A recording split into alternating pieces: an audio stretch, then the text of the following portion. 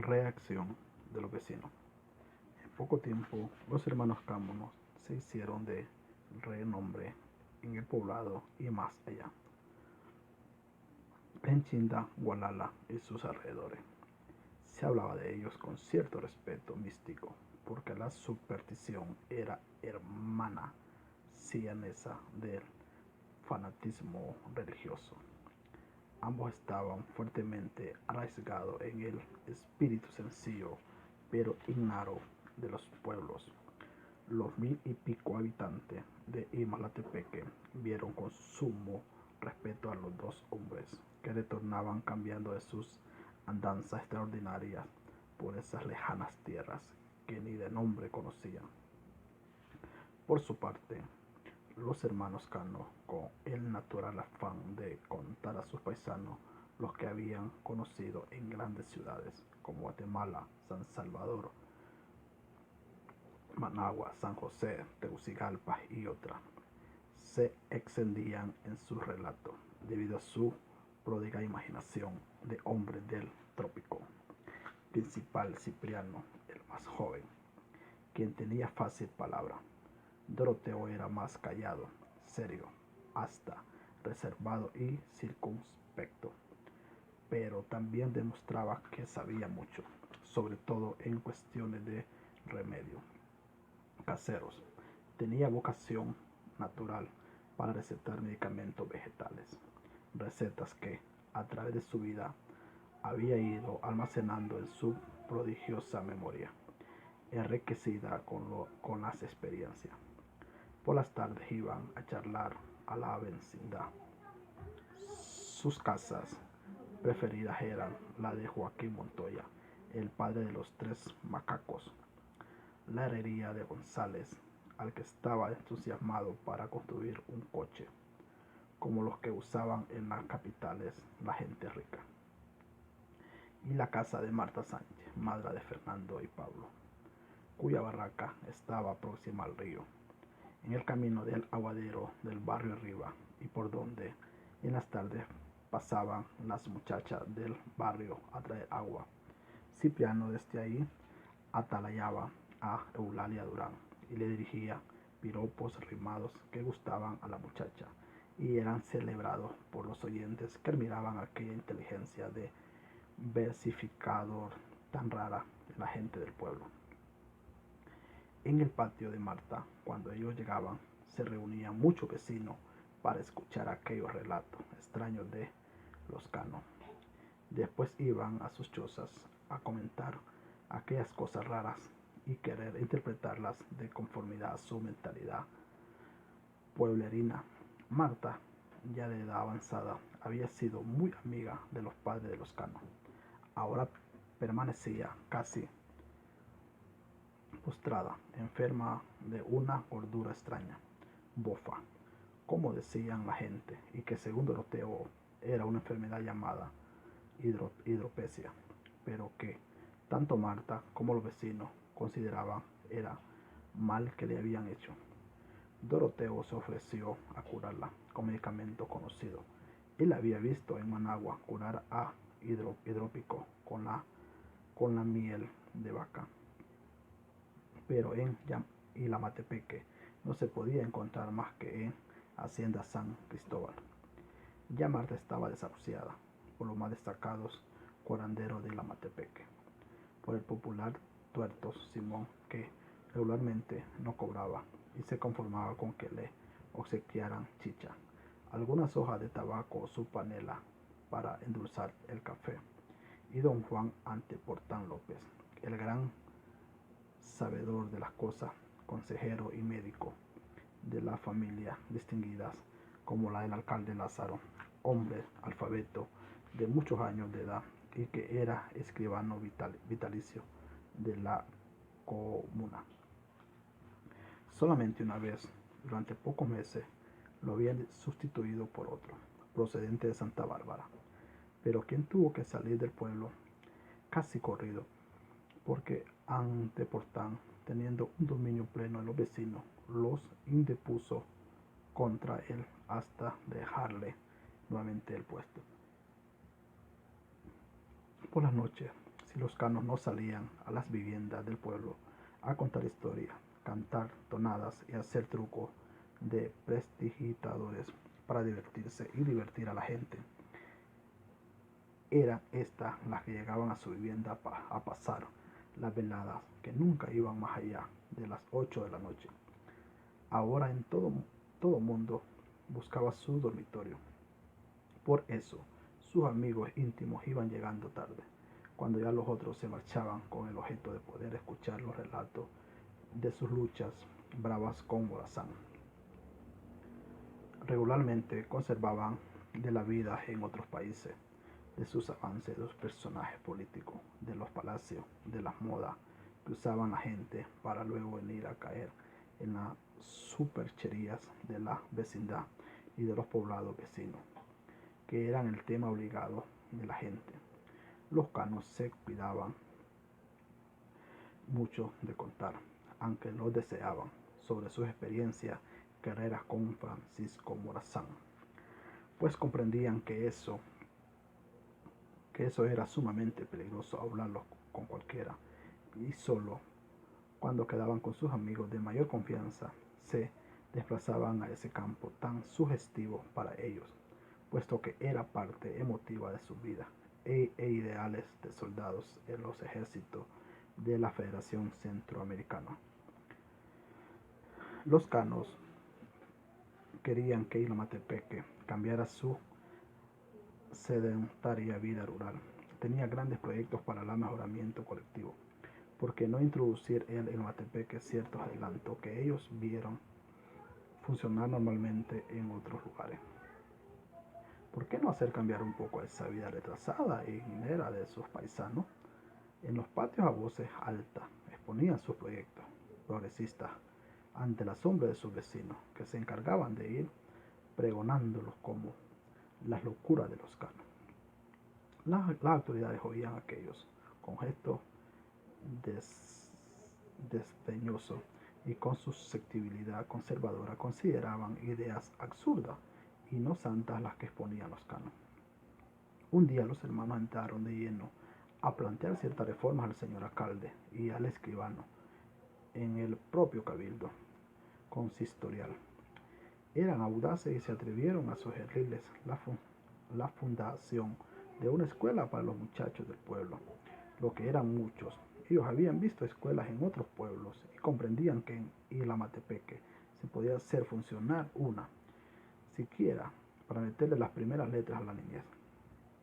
Se puede mandar a traer un preceptor de Santa Bárbara, o bien, si les parece a ustedes, nosotros podemos enseñarles a leer, oír y contar. Pero si esto no es conveniente, también podríamos servir de maestro, el señor escribano. Don Juan Anteportán, entre todos los vecinos, podríamos mantener al preceptor y la escuela sería muy buena para todos Ilamatepeque. Contrario a lo esperado por los canos, los dos jefes del pueblo, don Gervasio Lizardo y Anteportán López, respondieron con disgusto a la sugerencia. Era intolerable a los señores que aquellos dos vagabundos que ellos conocieran desde Chihuines se permitieran ir respeto de venir a darles consejos a ellos que durante tantos años servían de jefe de la comuna y tenían experiencia sobre lo que debían de hacer en el pueblo. Están ustedes muy pichones, dijo Anteportán, mirándole sobre los antiguos anteojos pegados con cera, para que se crean sabedores de lo que debemos hacer los mayores. El orden y el concierto y Ilamatepeque, mantenido desde tiempos del Santo Ángel y el rey Don Carlos, el hechizado que fue nuestro gran protector, no puede ser quebrantado por el antojo de dos vaguitos, que sepa macho las cosas que han hecho en sus andanzas pícaras. No es faltarle respeto a las autoridades de venir con humo de sabios. Mal anda quienes quieren meter la anarquía en Ilamatepeque, queriendo quebrantar lo que Dios manda. Sí, afirmó el alcalde, y lo mejor sería que abandonaran el pueblo y fueran lejos a su rejuntarse con los demonios. Ya lo decía, yo desde que llegaron ustedes Mala gente con ellos viene el coludo. Pero señores, insistió Doroteo, haciendo esfuerzos para no estallar en cólera y gritarles 4 verdades a los personajes del pueblo. Nosotros somos hombres honrados, nacidos aquí mismo, con el ombligo enterrado en esta tierra. Solo queremos ayudar y nada más. Y no era para tanto, concluyó Cipriano. Menos paciente, piense que nada hemos dicho. Y Santa Pascua, ahora nosotros nos vamos y todo terminado. Y en voz baja dijo a su hermano, verdaderamente este alcalde es mero chompipe, bruto, por los 4 costados y se cree un rey. Dejen de murmurar, expresó el alcalde colérico. Yo soy el alcalde constitucional y les puedo meter en el cepo en cualquier momento, aunque anden ufanándose de usar zapatos como gente de copete. Aquí nadie tiene que venir a darnos lecciones. Gervasio señaló a Teportán con ironía. Lo mejor es que ese caballeritos de industria ya sueñan con sustituirlos en estos puestos. ¿No los oíste decir que ellos pueden ser preceptores? Pone atención en las palabras, Gervasio Salazaro. Las palabras tienen su propósito. Pues sí, eso cree. Está muy equivocado, dijo con firmeza Gervasio. Y antes de pensar en sustituirme, deben ir pensando en pagar los diezmos y primicias para San Cristóbal. Deben entregarlos al síndico, don Toñito.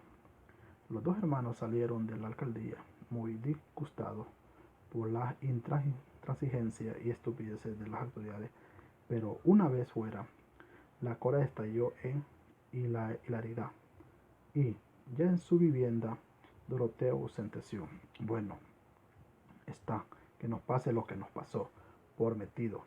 ¿Cómo vamos a sacar de andar en 4 patas a los burros?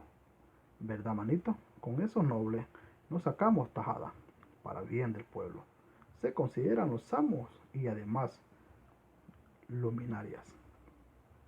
Pero es una lástima que la gente honrada viva así, a lo bruto, como en tiempos de mi amo rey, el rey. No intentaron volver a dar iniciativa a los jefes de Yamatepeque, pero se multiplicaban tratando de orientar a la gente para realizar muchas cosas de distintas maneras, como las venían haciendo este tiempo inmemorial. Y con todo el pueblo no iban bien las cosas para los canos.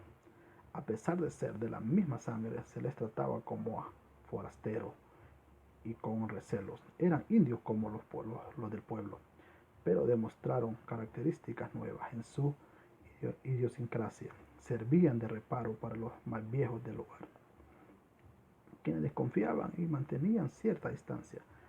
Había desconfianza y temor, y el hecho de que el día en que llegaban a Ilamatepeque se desatara una tormenta eléctrica con truenos y rayerías sin ser tiempo de tales fenómenos naturales.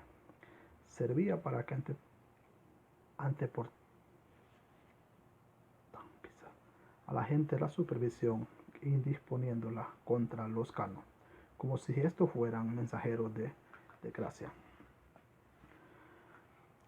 Para los vecinos, todo dependía de fuerzas ocultas, secretos, misterios que, unidos al fanatismo y superchería, creaban un espíritu eminentemente retrógrado, fácil de ser guiado ciegamente por los jefes de la comuna, quienes, teniendo el poder político en sus manos, eran verdaderos caciques de tribu. Sin embargo, esos sentimientos de repulsión y enemistad que se iban fortaleciendo en los viejos no tenían aceptación en los jóvenes. A esto le gustaba el espíritu festivo de los canos, su alegría, su rareza y conocimiento. Muchos jóvenes llegaban donde los canos en busca de secreto para hacerse querer de muchacha, para curarse contra los maleficios y sobre todo para ser hombres valientes, inmunes a los peligros, como consideraban a los canos. Ay, muchachos, decía Doroteo a los solicitantes, para tener esas virtudes se necesitan haber nacido con ellas. Pero si hacen una fuercecita, pueden llegar a triunfar en lo que se propongan. Es cuestión de voluntad. Cipriano les daba otra respuesta. Bah, Cuando se saben los secretos de la naturaleza, no se pueden dar a otros así nomás, porque entonces uno pierde la virtud. Mejor hay que probarse en secreto como hombre. Así fue que muchos jóvenes se desilusionaron también de los canos porque no les daban los conocimientos sobre secretos que consideraban conocidos por los hermanos. Sucedía que los canos, hombres ya civilizados, sabían la farsa de todas aquellas antiguas creencias de su raza. Como iban ellos a prohijar esos males cuando los que deseaban era que sus coterráneos se superasen aquellas condiciones de ignorancia. Cipriano, que los sorprendía con su suerte de prestidigitación, solía mantener a los jóvenes en su sorpresa con un tiempo, pero después les explicaba los trucos, enseñándolos a realizarlos y que viesen que nada había de extraordinario ni sobrenatural, sino ligereza en las manos. No obstante, en la mentalidad popular se fortalecía la idea de que los canos sabían muchos secretos y que podían competir con el tuerto Simón y aún con Anteportán, y esa creencia con ribetes de admiración y temor fue la que ahondó más la enemistad de Juan Anteportán respecto a los ex soldados, lo cual sería de funesta consecuencia.